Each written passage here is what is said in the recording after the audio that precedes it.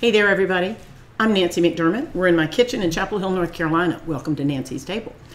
I'm going to show you how to make a pie that is so easy that it sort of epitomizes easy as pie. First thing to know is it's so easy, you don't even need a pie pan. Get rid of that. Second thing is, for this one, because my goal is to get a wonderful, simple, fresh fruit dessert onto my table with the least possible effort, I'm going to use a prepared pie crust, which I bought in the refrigerator section of my local grocery store. If you make pie crust yourself, just make one up and have a round of pie crust ready. You can find good pie crust in the freezer. Trader Joe's has an all butter version that is frozen. You can keep it in the freezer all the time. So however you get to pie crust pastry, you need one round of that. And then the only other thing you need is peaches. This is a fresh peach galette. Galette is a French word for a flat, open face pie. Italians have a very similar dessert that's called crostata. I like to call it a no-pan pie, but nobody else likes that idea, so I couldn't make that happen. So let's say peach galette. All right, so let me show you how we get started, and I've got one finished to show you the final result. Okay, I'm going to use my sheet. I've got a cookie sheet, a half sheet pan, and I'm going to line it first just to make it really easy. You don't have to do this. You could do it directly onto the pan surface, and then just be real careful when you move it around. If you have parchment paper, you can get baking parchment in most supermarkets nowadays, or order it online. I'm going to put baking parchment down. It's really sturdy. It covers up and protects the surface of the pan from any spills, which you probably will have with this wonderful juiciness. And I'm sprinkling a little water onto the surface of the pan to make this stay put where I want it to be. So see how it grabbed on? If you have a little olive oil, you could use that too. So I've got my flat pie pan, and now I'm going to open up. I already put a slit in this. So I've got my round of refrigerated pie crust dough, and I'm going to unroll this. I set this out about 20 minutes ago, and it's warming up because it's warm in my kitchen today, but it's not too warm. If it's too stuck together, just put it back in the fridge for 10 or 15 minutes to get it nice and cold. This will work fine. Okay, so I'm going to put my round of pie crust dough flat out, and I'm going to go around the edges and just straighten it out. I want every edge straight. I don't want it folded over, and I'm ready. We're almost ready with the difficult part, which is getting the pastry where it needs to be. Okay, so this is going to stand by. If I needed to do something else, I could put this in the fridge and keep it nice and cold until we're ready to cook. And I've set the oven for 425 to start out. Okay, next thing we need is the peaches. So I've got 4 peaches. I want about 1.5 pounds is good. But you know what? This is just a ballpark. The one that I'm going to show you is nice and thick. You could just do a single layer. As long as you can pull your crust up around the peaches, you're going to be fine. Okay, so I'm going to open up these peaches, and notice what I'm not doing. I'm not peeling them.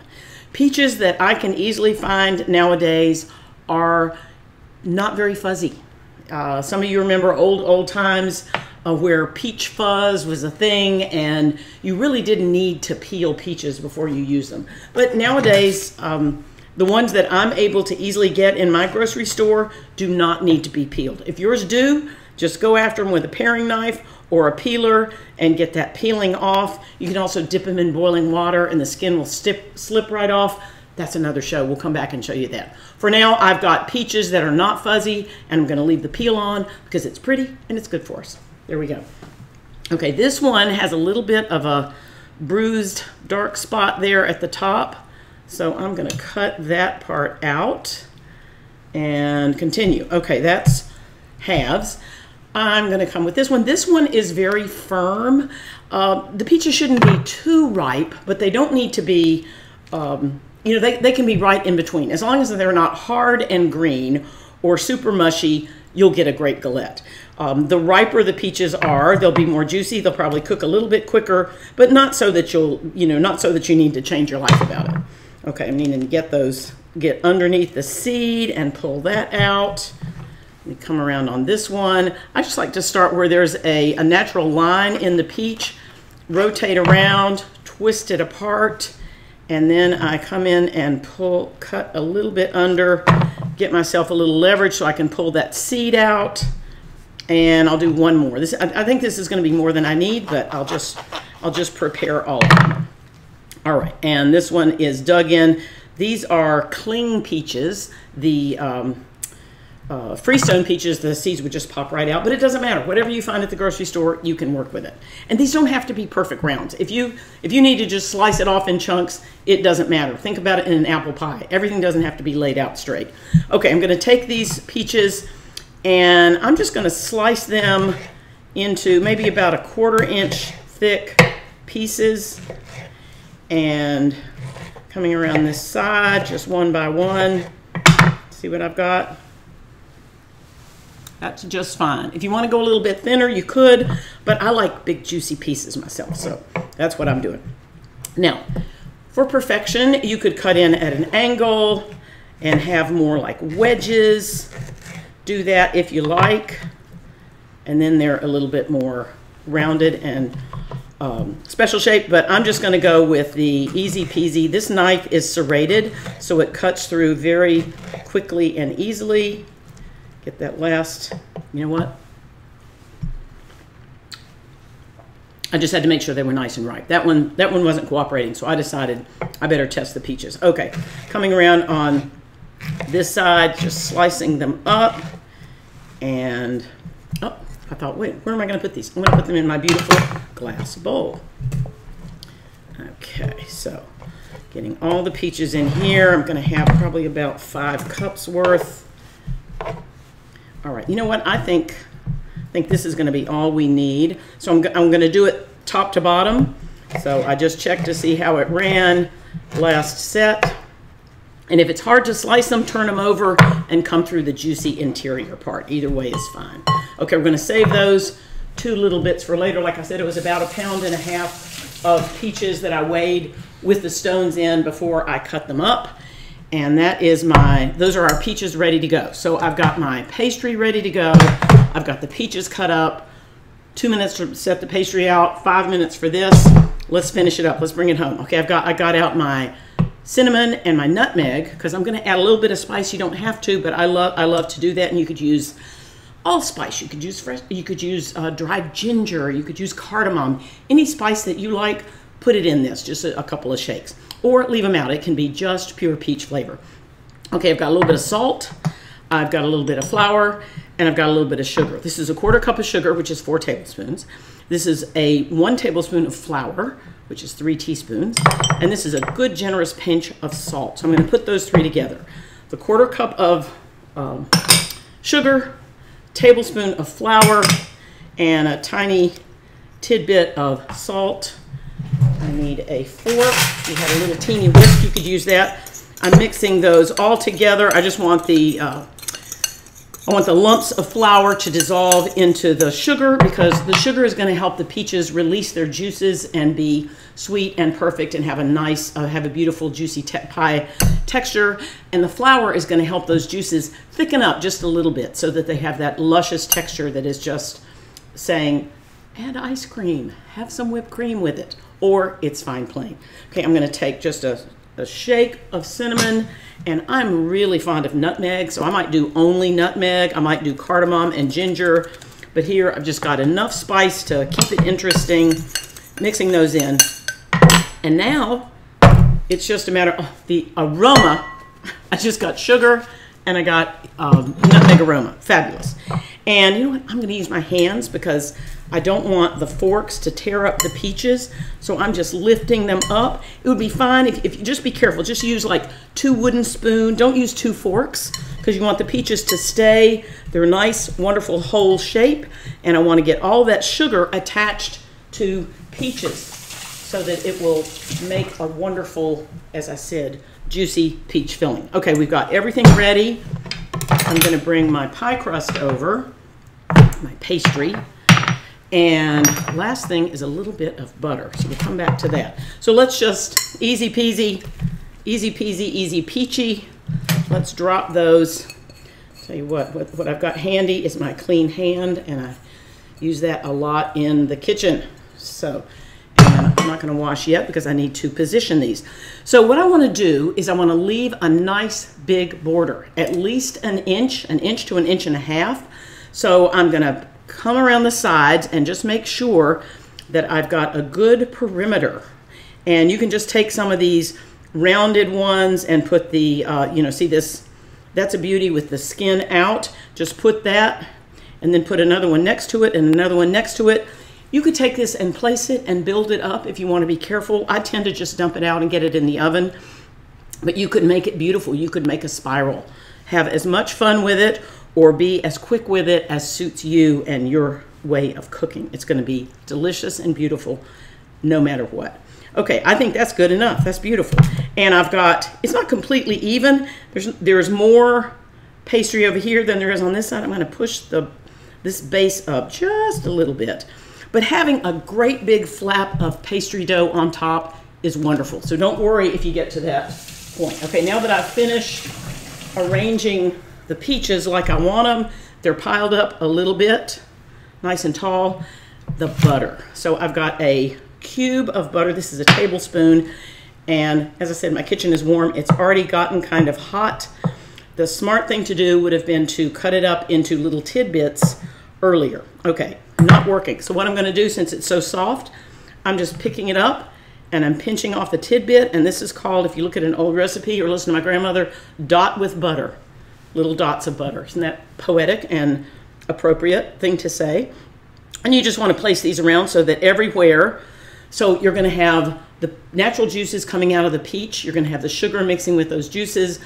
The flour is going to help the juices thicken up, and the butter is going to make that that syrupy filling so delicious. You could use cornstarch instead of the flour. You could use tapioca flour. Anything that you, arrowroot, anything that you use to thicken a sauce to make a gravy is going to work just fine. And if you don't, say if you want a vegan version, use a vegan pastry, leave out the butter. You don't need it. There's a little bit of salt in there for flavor. You're good.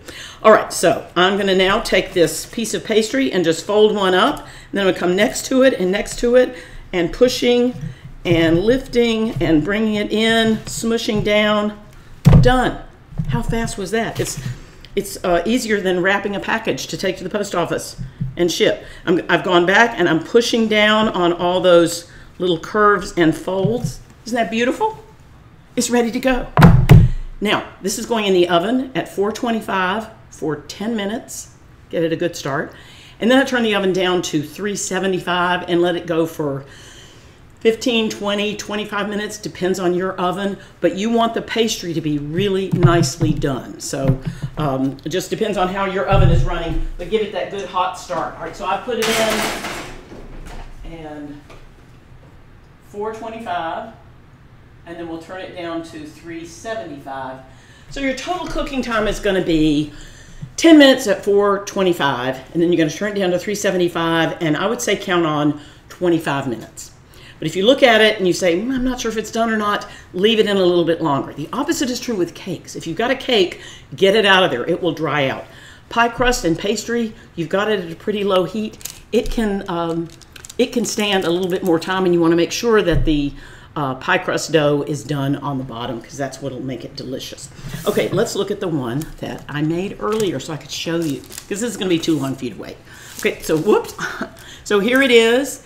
And can you see where some juices ran out and spilled on the side? So I took this out. I probably finished this maybe 2.5 hours ago. And I said, oh, I'm going to clean that up. And I said, no, I want to leave it. I want to remind you. One way you know that it's ready is that the juices are bubbling up and coming out the sides. So this ran out the side, and it's absolutely delicious. And if it were still warm and bubbly, I would just spoon it over the top. Since it's not, I'll keep that. That'll be a little chef's treat for later. Okay, now, the good thing about having the pastry, the good thing about having the paper is that you can lift this up and move it around.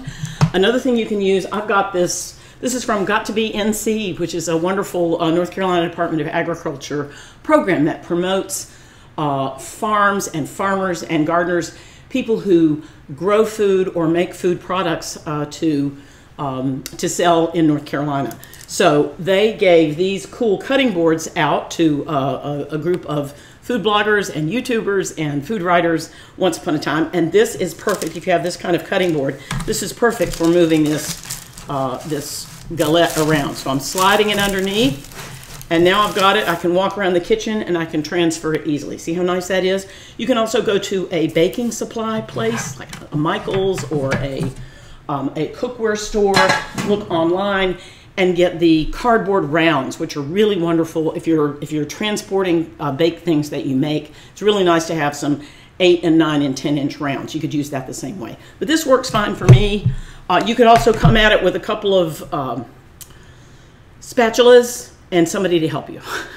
And you know what? If it falls, then it's a crumble. Definitely add ice cream and you'll be fine.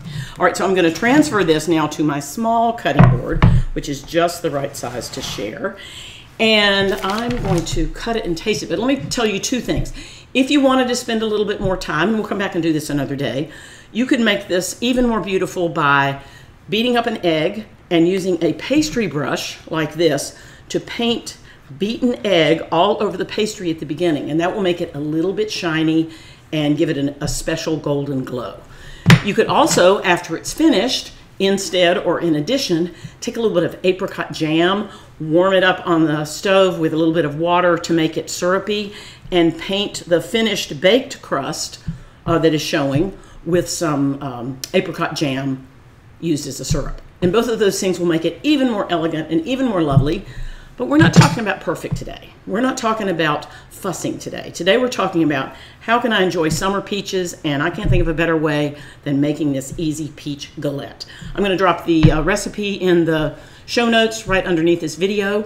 And you know what? I better try it because you won't know unless I take a bite just whether everything worked out well or not. This is a little teeny piece here. Let's get that. Of course, if you were coming, I would give you a bigger piece. But you can see how pretty the pink color comes out, the juiciness. And let's just get a bite and see.